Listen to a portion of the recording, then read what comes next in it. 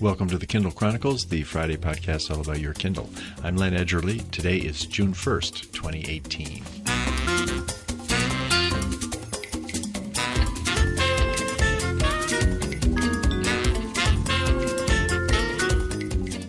Welcome from Cambridge, Massachusetts, where this week I zoomed across the continent by Skype to Seattle, where I spoke with Nick Wingfield, the New York Times technology reporter who has covered Amazon for nearly 2 years and who has just taken a new job at an online publication named The Information.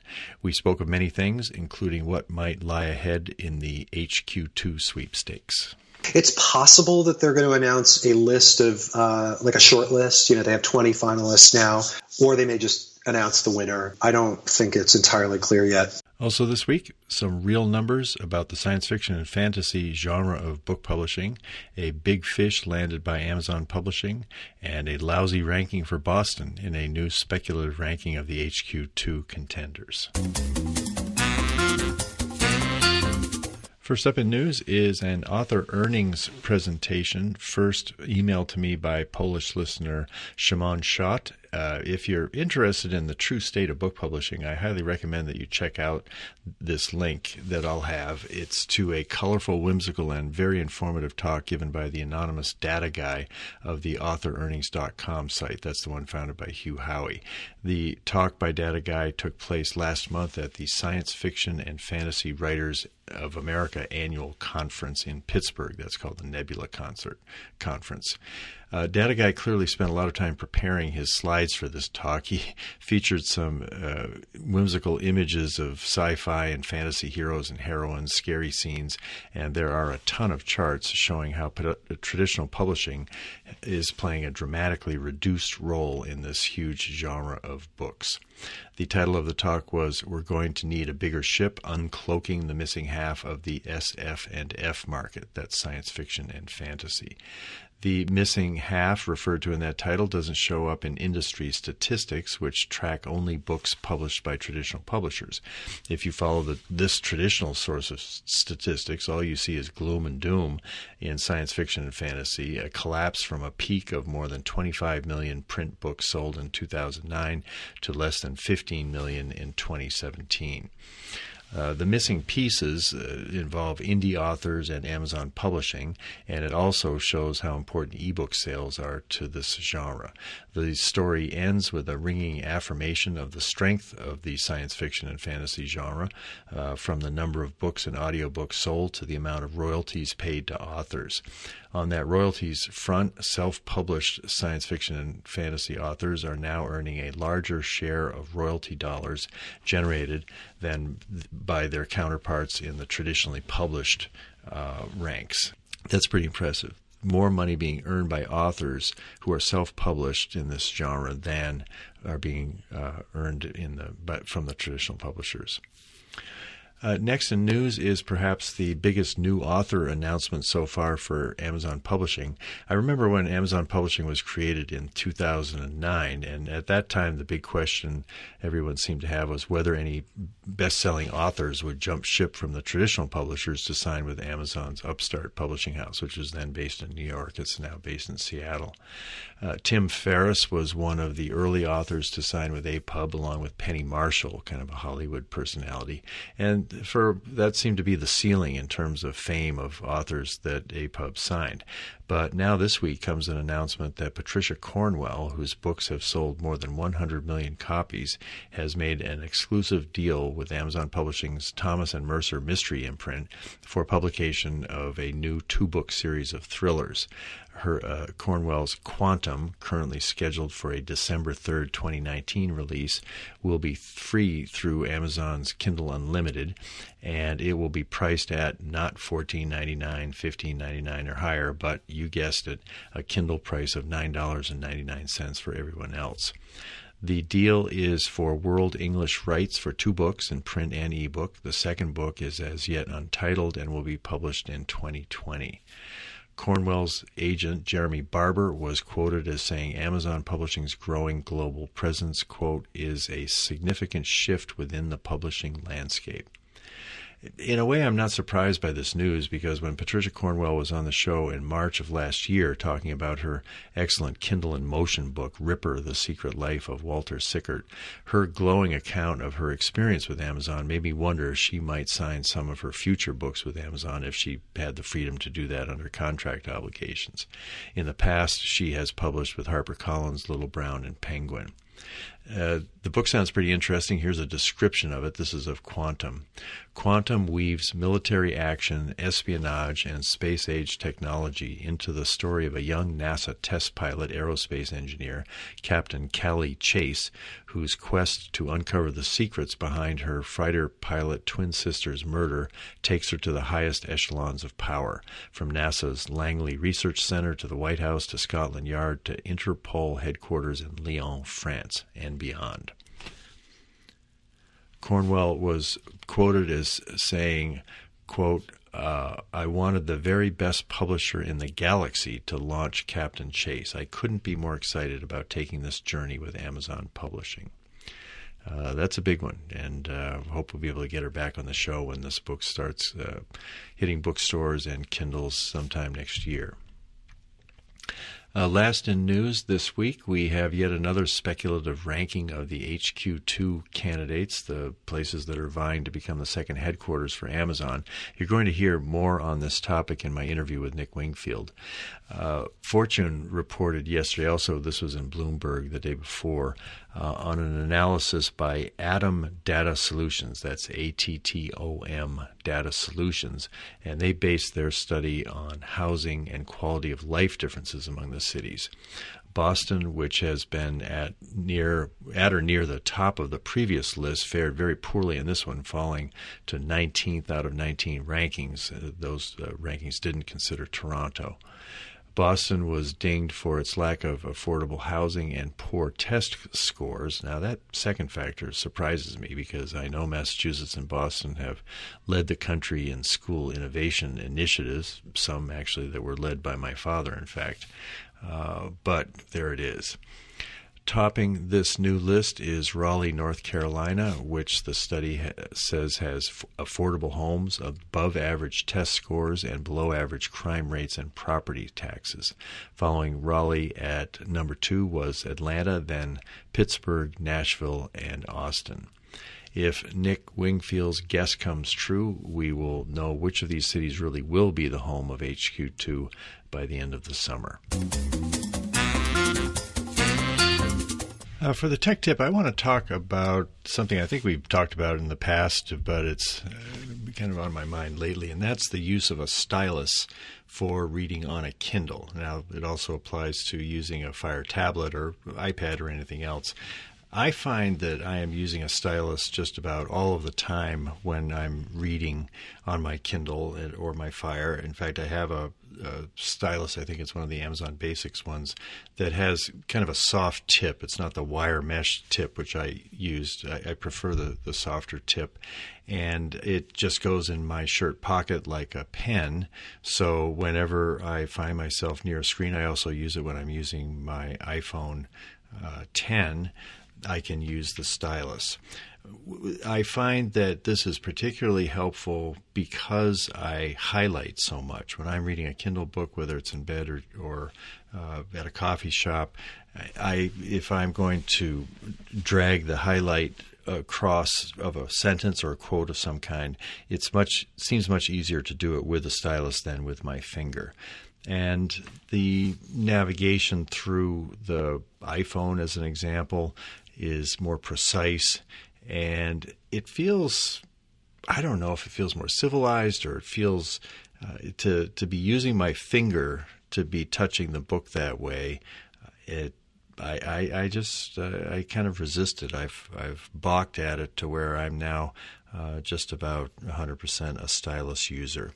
I'd be curious about your own usage. I know some of you use styluses or have in the past, and if you do, why are you using it? And if you don't, why is your finger just fine? You haven't been tempted to go with the stylus route. I know my father, for a while, I got him using a stylus, and at first he thought it seemed great, but now I notice that he's not using it.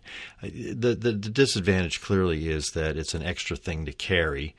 There are stylus or styli that have a pen and a stylus built into the same device, and that's pretty interesting. So that would be, I don't mind having the two things in my pocket so that I can reach for one or the other. Plus, I have a little pocket notebook in there, so I'm not exactly a nerd with a pocket protector in my pockets, but I'm carrying my pocket notebook, my pen, my stylus, and then usually an index card with the top items I'm trying to accomplish in a day.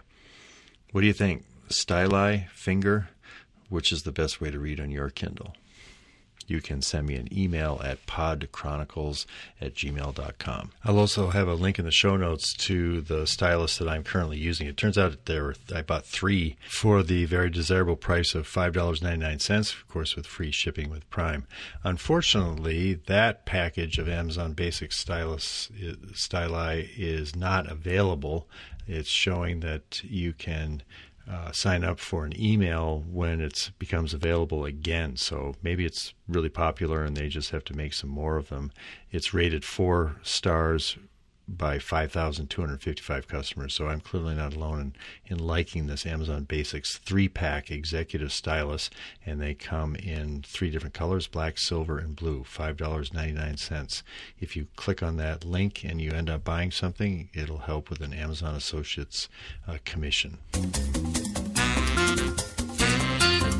Time now for the interview. A graduate of the University of California at Berkeley, where he earned a BA in history, Nick Wingfield has covered technology for CNET, the Wall Street Journal, and the New York Times. His coverage of Amazon in the past couple of years has, in my opinion, been a model of fairness, journalistic initiative, and clear writing. Because of that, I was disappointed to see that he is leaving the Times, and I hope the paper chooses well when it hires his replacement. Meanwhile, Nick has started work as senior editor at The Information.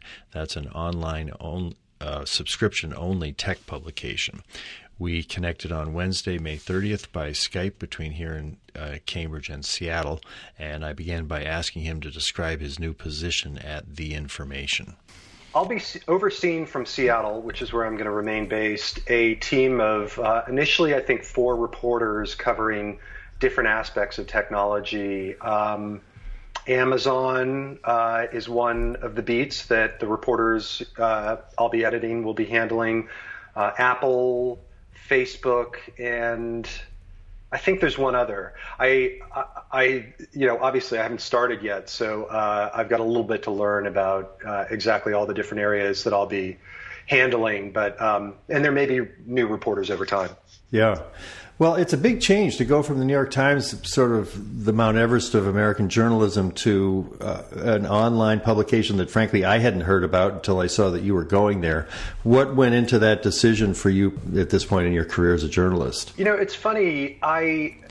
Years ago, when I started in journalism, an editor asked me what my career aspirations were, and I responded that I would ultimately like to work at the Wall Street Journal or the New York Times. I ended up working at the Wall Street Journal for 14 years and at the Times for 7 years, and I loved it. I mean, they're just the platform, the brand, the people, just everything about it was so amazing. I reached a point after having been a reporter for years and years of wanting to kind of exercise a different muscle, if you will. And the logical thing for a reporter to do is to start doing some editing.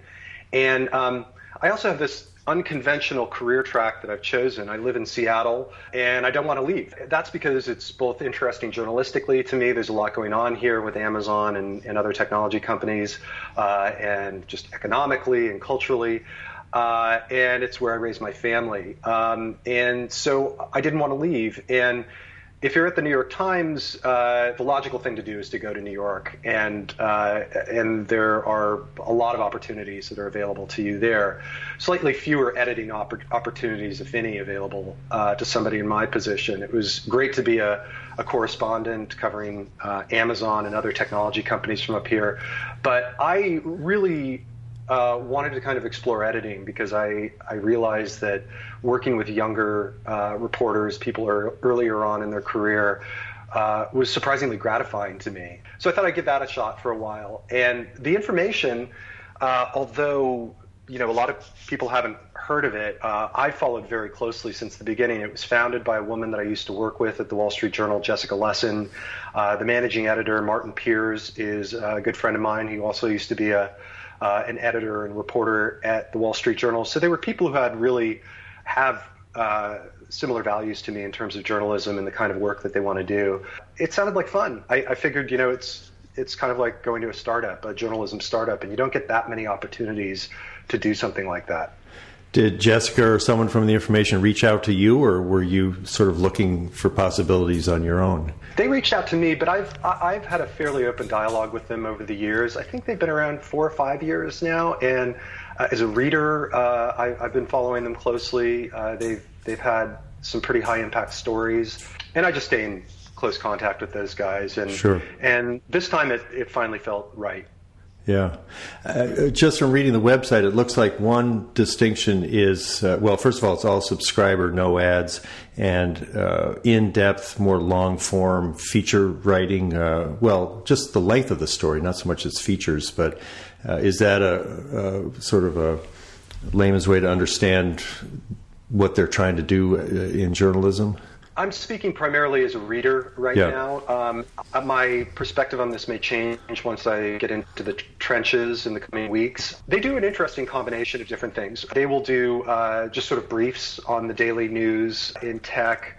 But yes, I think a lot of their focus is on, this is sort of a negative definition, but not doing commodity news, not doing the news that you will see virtually everywhere else. I'm not sure that's the place you go. The information is the place you go when you want to read about immediately after the new iPhone is introduced, like what it's got in it. You might see a brief on that, but I think they're more likely to do something more in depth. They also do these really interesting org charts, which are, they've done them for Amazon, I know, for example, and I think they have one on Netflix today where they describe kind of they basically give you an org chart, something that you don't typically see for a company. It's not really a story, but it's an interesting way to visualize the organization of these different companies. And Amazon in particular is interesting because there are issues around diversity in their senior leadership team, and you can really see that in a very graphical way. So, but I think their sweet spot is somewhere in that 700 to 1,000 word story. And then they'll do even longer form projects. They've had some very memorable ones over the past couple of years. But the idea is not to be doing kind of like every day, whatever the sort of commodity news is of the day. Yeah, exactly. Do you have any idea yet who will be taking your place at the Times covering Amazon? I don't know. They posted the job publicly, so they're looking for external candidates, as well as I'm sure there'll be some internal candidates who apply. They're interested in somebody who can live in Seattle, but I think they'd be willing to accept somebody in San Francisco as well. I'm sure they'll have no shortage of people who want to take over that beat. It's a fantastic beat at a fantastic publication. So I don't think it's going to be too difficult to find someone. Yeah. And it's Amazon, Microsoft, basically the tech company's based in Seattle, or how did they structure it when you had that job? Yeah, interestingly, when I started working for the Times in Seattle, I was covering Apple and Microsoft. So I was flying down to the Bay Area a lot, and then I covered video games for a bit, and I did some fun coverage on that, and then eventually I've been covering Amazon for I think like maybe a year and a half. I see.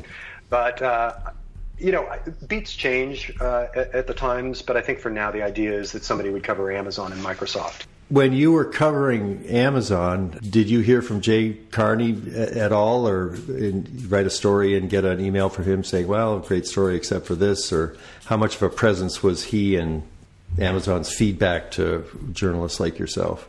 I met or talked to him a couple times, but he was not the guy that I would hear from on stories. People, his lieutenants would reach out. But one thing I have to say about Amazon is there are some companies that they're very nitpicky about beat reporter coverage of their companies. Amazon, I think, for most of the time I've followed them, they're not whiners. Like they don't call up and say, I mean, if there's like an error or something like that, you'll hear from them.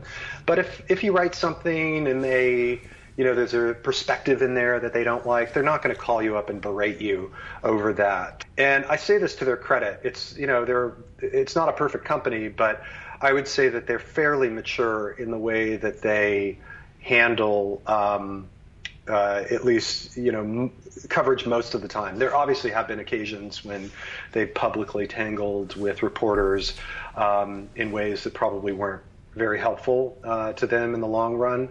But overall, they didn't call up and hassle that much. One of the stories where they did, I don't know if it was whining, but it was certainly a strong reaction from Jay Carney and Medium, was that 2015 piece on the description of the workplace. That was a fascinating story to me, especially how Bezos jumped on it with a letter at the front of Amazon.com saying, "I don't recognize this company, and if you see of anything like this, email me." And I remember thinking, I wonder if he'll use the sort of crisis of a story that negative in such an important paper to actually guide the culture toward the Amazon that he does think he knows. Do you think at this vantage point from 3 years ago, you can tell what the impact of that story was and what the ripple effect was within Amazon afterward? Yeah, well, they made some changes, like very tangible changes. They changed how they do employee evaluations. They used to have this stack ranking system, which they did away with, but they may not have completely done away with, or it may be a similar system by a different name. They improved their paternity leave, and I think they tried to address in new employee orientations, like ways in which the culture was becoming more supportive of people. I still hear very often from employees who feel like it's a really brutal place to work, and echo complaints that you read about in that piece, which I did not write, by the way. That predated me taking over the beat at the Times. So I don't think it's suddenly turned into this warm and fuzzy culture. And I think even if you asked Amazon that, they probably would not say that it's changed radically. They pride themselves on being kind of a high performance place. And, the company's continued to perform well. I would be really interested in knowing whether the retention, I think the reason that they reacted the way that they did was that they were concerned about their ability to recruit people. There are people, like, it still has a reputation as a place that you kind of cycle out of fairly quickly, but they still seem to be getting, good people. But anyway, I wouldn't say that it's been a wholesale change of the culture there, but I think they have made some modifications to at least how they communicate, and some modifications to policies. What was the most challenging aspect of covering Amazon as a journalist? I think the single most challenging part of it is trying to decide what you want to cover. It's really the job of 3-4 reporters. I found myself covering at different times book publishing, which I know is a special interest to you. The logistics side, are they not going to kill FedEx and UPS? They got into groceries. So suddenly it's a physical retail and a grocery retail story. There's a labor story that's really interesting. The whole warehouses. There is a healthcare story that's really interesting. They've done this tie-up with J.P. Morgan and Warren Buffett to create a new healthcare company. There's a device story. It's really kind of like covering Apple, Google, FedEx, UPS, the healthcare industry, all in one. And and HQ2 is the other thing. And it may be that the Times is sort of unique in its interest level in that, but I think that's a fascinating part of the company, how they've created this sort of beauty pageant, of cities that want to bring Amazon to town and what they're doing to lure them, and then also the sort of the backlash angle to it. And at the same time, in Seattle, you have this kind of almost civil war between Amazon and city officials about this new tax that the city council is imposing on large businesses like Amazon. So I think as a reporter, it's just very hard to kind of focus because there's so many different areas that you can pay attention to. What's your guess as to when they're going to make the HQ2 decision known? It'll be before the end of the year, unless something radical changes. I don't think it's imminent, but it's probably, I'm guessing here, but I'm months away. I would guess like sort of towards the end of the summer, early fall, but that's really not based on hard facts, but kind of reading between the lines. We'll see. It's possible that they're going to announce a list of like a short list. They have 20 finalists now, or they may just announce the winner. I don't think it's entirely clear yet. Just from reading all the different speculative pieces on it, I get the feeling that Boston's pretty high up in the possibilities, and D.C. and Northern Virginia, maybe followed by Atlanta. But how would you handicap the leading cities at this point? It's really hard for me to say. I think the problem with Boston is that cost of living is a real issue there. And we're now at a point with large tech companies in places like San Francisco, Seattle, New York, Boston, where even though you're pulling down, really good salaries in a lot of cases, you're dealing with just an exorbitant cost of living, a place where it becomes increasingly difficult for people to buy homes. And so I would say that's a knock against Boston in this contest, although it has other assets, including the world-class universities, obviously, are kind of unrivaled in the United States for the kind of technical skills they're looking for. DC does seem very compelling, if only because it has effectively 3 finalists in the D.C. area, in the Maryland suburbs, and D.C. itself, and then Northern Virginia. And, they have a big business there. And I also think that Bezos, but in a way it's too obvious as a kind of place to if people have speculated that they would do that to gain some kind of political influence by being close to the nation's capital. But I would almost think it would make more sense to be in a red state, or a purple state. I mean, Ohio or a Georgia, perhaps, because you gain a powerful congressional allies. But it's really hard to tell. From what I understand, it's like 10, 12 people inside Amazon who are really involved in this whole search process, and they've been very good at preventing leaks. So I don't have a good sense. Do you think that the fallout from the conflict in Seattle is taking some other cities off the list or downgrading them? You quoted somebody, I think, from the Denver City Council that was quite outspoken supporting the effort to have the tax in Seattle. I would think as those kinds of aftershocks to the Seattle fight are echoed in different cities, they might result in those cities having less chances than before.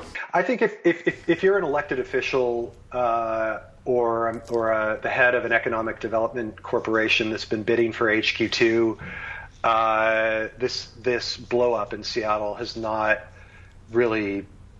You really can't change your position. You can't all of a sudden kind of go, well, we're having second thoughts.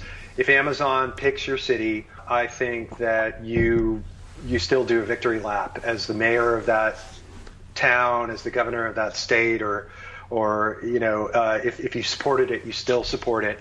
I think if anything, what it's done is for people who are on the fence or opposed to this idea of a big technology company coming to town and getting tax incentives, special tax incentives, then this probably strengthens your resolve to oppose it or to at least get get the discussion about affordable housing, about public transit, and pushing that to the forefront of whatever deal ends up getting done. That's my sense from these cities. I mean, there were people in Chicago, even before this blow up in Seattle, who were concerned about the impact HQ2 would have. There were people, and these are not people who just sort of like all of a sudden sort of said, here I am, I'm opposed to Amazon. They were concerned about affordable housing before, and now, you know, with the prospect of up to 50,000 jobs, high-paying jobs coming to the city, they're even more concerned. So I think it's given them an opportunity to kind of elevate concerns that they've had all along. Right. You wrote a fascinating piece in January titled "Jeff Bezos, Mr. Amazon Steps Out," about he's taking a more public role. And there was an interesting reference to, you said some people think it's basically just a strategic business move for him to do that, but others were saying that new public face is a result of personal growth. And we sort of famously know he's been working out based on that photo that went viral. But did you pick up any? He sometimes seems like he's got a bit of a Zen equanimity to him. Is there any kind of spiritual path that he's on that might have drawn him out in a more confident way than he was 20 years ago when he was kind of a nerd on Wall Street? You know, it's funny. I really didn't. I did not hear anything about any kind of spiritual side to him. I couldn't even tell you if he's an atheist or not. I really don't know, or if he's a practitioner of meditation or a Zen Buddhist or whatever. Like I have no idea. Since I haven't heard about it, I kind of think that it's probably not likely that that's like a big part of his life. But I know that keeping fit really is. And what people who know him say is that he really is about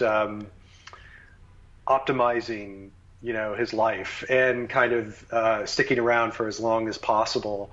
And this started, you know, a long time ago. He kind of left that schlubby, you know, phase that a lot of entrepreneurs go through and started to think more about his health. I think that's more of a, I'm not sure I would say that that's all about, you know, him being a CEO so much or wanting to live forever as just, you know, reaching middle age and realizing that, hey, you know, especially if I want to go up in one of these rockets that I'm building with Blue Origin and do it a bunch of times, I better stay fit.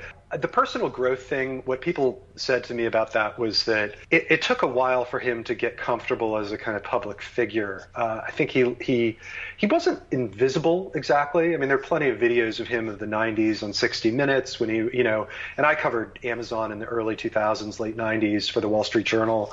And he was out there as a figure, always talking about Amazon's business, though. You know, it was always almost transactional. If he saw a reason to get out and talk about like getting into toys or getting into ebooks or something, he would do that, and he still does that. But now what you see really is he's in television commercials. He's for Amazon. He's appearing at journalism conferences because he owns the Washington Post. He's obviously devoted a ton of time to space because of Blue Origin, and that's something new. And I think he made those moves, acquiring the Post, getting into space, because I think he really, in a way, he's using, first of all, he just has incredible ambitions, but he also, I think, understood that this was going to change his public profile in a way. And then also he's become the world's wealthiest man along the way. So it's impossible for him to stay cocooned in terms of sharing that side of himself with the public.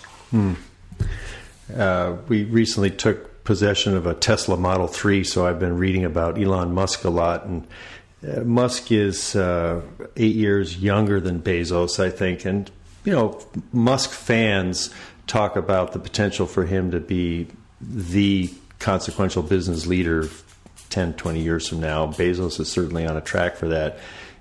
If you had to bet which one of those two men is likely to make more of an impact on history? They've got some overlap in space, so it's quite an interesting comparison. Which would you think is going to have the most staying power? It's an interesting question. I think the smart money is on Bezos. They're similar in that they have these space ambitions, although they're a little bit different in how they approach it. Neither one of those businesses is profitable at this point, so we don't really know how sustainable they are over the long term. But I think Bezos has made it fairly clear that he sees space more than Amazon as his long-term, it's potentially his biggest contribution, societal contribution long-term. I would not be surprised to see Bezos sort of transition out of Amazon at some point in the not too distant future, years, and focusing on space, because it really feels like he's kind of setting it up that way. I think at the same time, Tesla, I just have so many questions about their ability to sustain themselves over the long term. I mean, I'm very interested in what your reaction is to the Model 3, but it's a company that's not sustainable. Amazon certainly went through that, or it has not yet proved that it can make money. And Amazon, I think, has. And he seems to have built a company for the ages. And then the Washington Post, it's a subject near and dear to my heart. We don't see something similar from Elon Musk. In fact, we see the opposite. He seems very antagonistic towards the press lately, and speaking out in ways that I think are not very constructive. And Bezos, by all accounts, has been a very positive force at the Washington Post and has helped rejuvenate, one of a small one of the great journalistic institutions in the world, and that's been, I think, a huge positive for society. So my money's on Bezos. Now you have to answer, what do you think of your Model 3?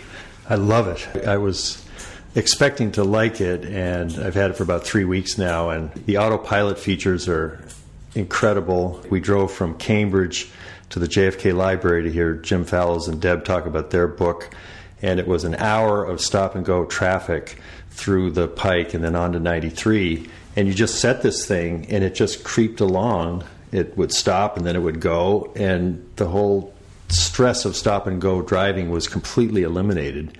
The customer service, I had some moisture in the rear taillight, just an irritating thing. When I picked it up, I called the Watertown Service Center. They said, we're going to send somebody out and fix it in your driveway. So far, I mean, at the same time, I read about they may run out of money by the end of the year, but in terms of a customer experience, it's just over the top great. Well, that's good to hear. And no issues with the braking distance? Not so far. I haven't been driving 60 miles an hour and jammed on the brakes to see. I mean, that extra 20 feet, that could be pretty important in some situations, but Elon has assured us that he's going to send out a software update to fix it. Well, that's cool. Do you think that Bezos and Amazon are as committed to that bold ebook mission that they've always talked about, every book ever published in any country available in under 60 seconds in any language, that's still a real driver of the Kindle ebook sector of the company 5 years after that? It seemed like every time anybody talked about the Kindle, they would give that mantra, and I don't seem to hear it that much lately. I have to confess that this is one of the areas of the company I have not spent a whole lot of time on, and it goes back to that kind of challenge of covering Amazon, that there are so many different areas. David Streitfeld, who covered Amazon before me for the New York Times, was particularly interested in publishing, and so he was really fluent in that. I will say, just as a reporter, I heard from that part of the company so much less than I did from other parts of it. In fact, if there's anything I heard from on books, I did hear from the Kindle folks, and I think I wrote a story or two about new Kindles. They're continuing to improve the product. But I heard more about bookstores, about the Amazon bookstores, I think, than I did than almost any other book-related thing from Amazon. I don't know, maybe you can read into that. There are just so many other initiatives within the company. I think also that's partly because they they understood where my interests and where the Times interests were, and tended to come to us more frequently with those types of stories. So, and there was perhaps a little less interest after the huge Hachette, saga of a few years ago. There was a little less interest in that side of the company. Do you own any cryptocurrency? No, I am well, I don't actually know what the information's policy is, but at the Times, we were not supposed to own. We don't own stock in technology companies, at least directly, and cryptocurrency, although not a stock, we were not supposed to own that either. Although I think that's a little bit of a gray area, just because it's not a stock, but it's also kind of volatile, but I'm kind of grateful for it. Yeah, one less thing to worry about. If someone offered you a 1-year paid sabbatical to write a book, what would you write it about? That's a good question. If I had a book idea that I wanted to do, I probably would have done that instead of taking this particular job. The challenge with tech, I think, is that it's so fast moving that by the time you finish a book, if you're talking about writing about, Uber or Amazon right now, by the time you finish it, the story of the company has changed the moment that the book comes out. And I've seen that time and again with books that friends of mine have written about tech. Sometimes not. Sometimes there are books that just really land and capture the moment perfectly. I think Brad Stone's book about Amazon a few years ago was really well timed. So I don't have a good answer. There are some areas that I think are just really interesting. This whole relationship between technology companies and cities is one that's fascinating. I have a colleague from the New York Times, Connor Doherty, who's right now writing about a